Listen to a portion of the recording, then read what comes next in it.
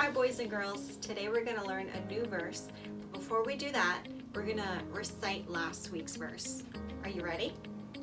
1, 2, 3.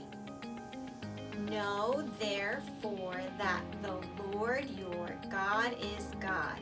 He is the faithful God, keeping his covenant of love to 1,000 generations of those who love him and keep his commandments. Deuteronomy 7:9. Good job, guys. Deuteronomy 10:12-13. And now, Israel, what does the Lord your God require of you, but to fear the Lord your God, to walk in all his ways, to love him, to serve the Lord your God with all your heart and with all your soul, and to keep the commandments and statutes of the Lord, which I am commanding you today for your good. Do you remember how in our last verse Moses was talking to God's people?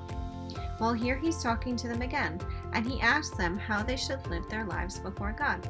There are 5 things that he says: fear God, walk in his ways, love God, serve God, and keep the commandments.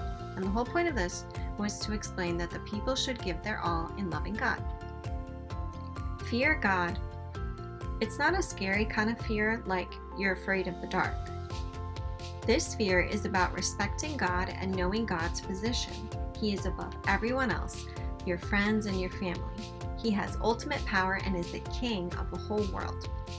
Now think about a fire. Can it hurt you? Yeah, you could get burned if you don't treat it with the proper respect and the way it was intended. But a fire can be really, really good. We can use it for cooking and keeping us warm, and that's a picture of what God is like. Also, fearing God is shown by our actions. Would your actions change if God was standing right in front of you all the time? Well, we don't see him, but we know he's always with us. Walk in his ways. What do you think this means?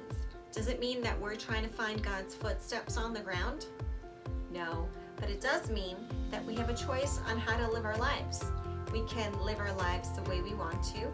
We can live our lives the way other people tell us to. Or we can walk in God's ways and live our lives the way God tells us to live it. This reminds us that God is the boss and that his way is the best way. Now let's repeat our verse. Today we're only going to focus on verse 12. Ready?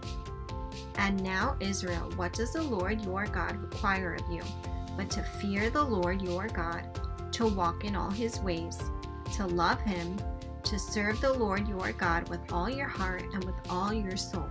Love God. Do your mom and dad love you? I'm sure they do. But imagine if they only said it and they never showed you.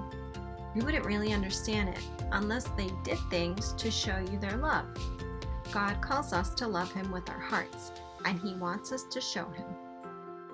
Serve God with our heart and soul. There are so many different ways that we can serve God, even being home. We can help our parents around the house with chores, even though it's not our favorite thing to do. We can help our brother or sister. We can call up a friend and see how they're doing. Is your friend happy or is your friend sad? You can encourage them and cheer them up. The Bible says that whatever we do, if we do it for God, that he is glorified. That means that we are making him look good to other people. And that is one of the ways that we show God we love him, by serving him. Okay, let's repeat our verse a couple of times so that we really get it. Ready? And now, Israel, what does the Lord your God require of you, but to fear the Lord your God, to walk in all his ways, to love him, to serve the Lord your God with all your heart and with all your soul. And now, Israel, what does the Lord your God require of you, but to fear the Lord your God, to walk in all his ways, to love him, to serve the Lord your God with all your heart and with all your soul.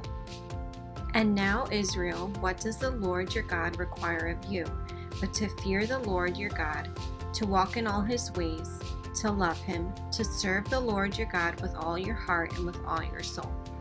That's it for today, boys and girls. Keep practicing this verse, and next week we'll add verse 13. Have a good week. Bye!